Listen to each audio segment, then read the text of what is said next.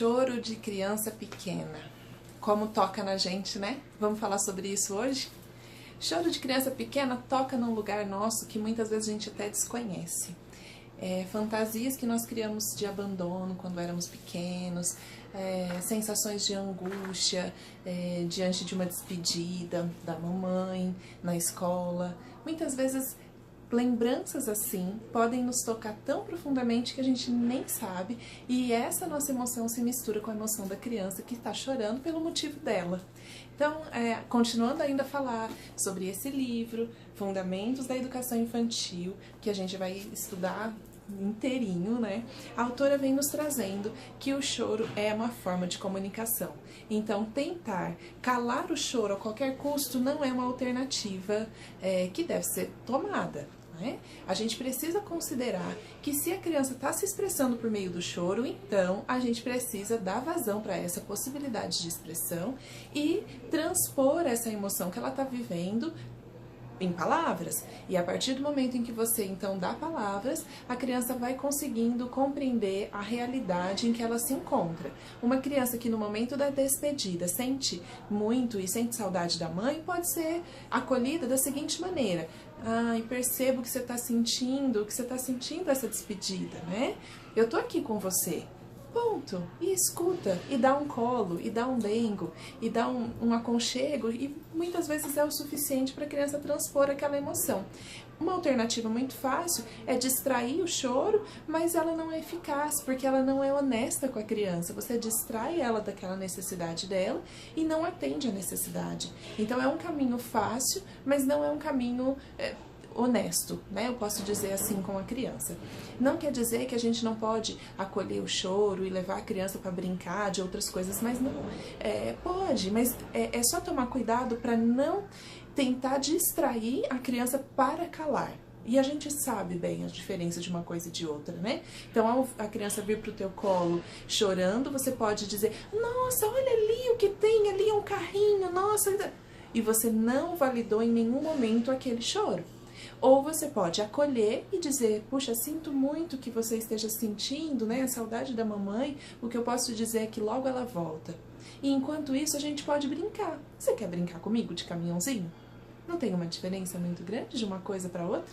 Então a gente pode sim acolher a criança, mas lembre-se sempre de validar essas emoções, sempre, em qualquer tempo. Tem que validar a emoção e, na medida do possível, quando você puder perceber e saber do que se trata, transpõe aquela emoção em palavras. Uma outra coisa é que é capaz de acontecer que quando você acolhe a criança, ela chora ainda mais. E isso é comum até para nós. Se a gente está chateado com alguma coisa e encontra um ombro amigo, alguém disponível a nos escutar, a nos dedicar palavras de afeto e até tempo para escuta, é muito provável que você derreta mais, né? Que você chore mais.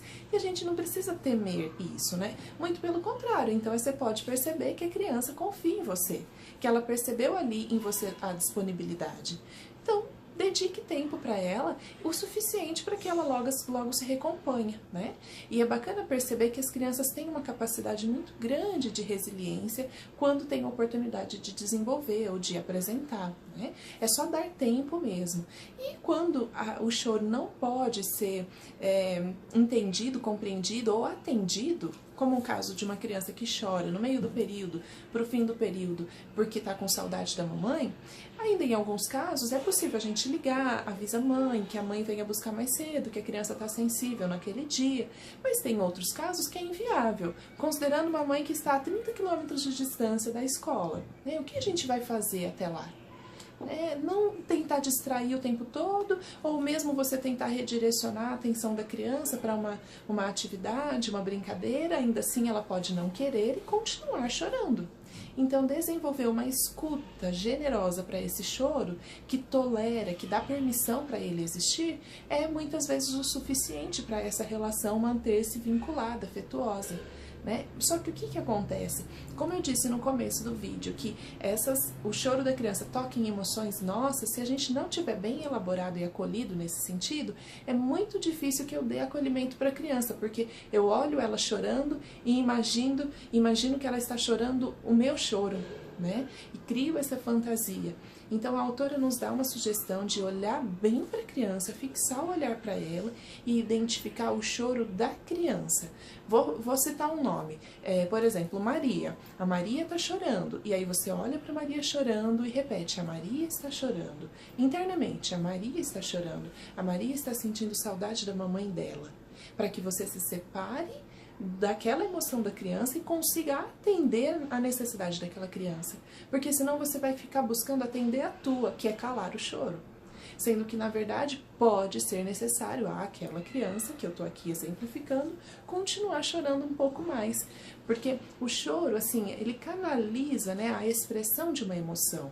Então é muito saudável chorar, não é ruim não, né? O ruim é quando o choro não é visto e ninguém pode perceber do que se trata, né? E uma criança chorar isolada, sem ninguém acolher.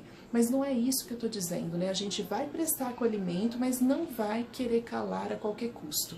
Porque se a gente diz para uma criança, eu sempre digo isso, que você não precisa chorar, não precisa chorar que tá tudo bem. E a gente substituir esse não precisa chorar por não precisa se expressar.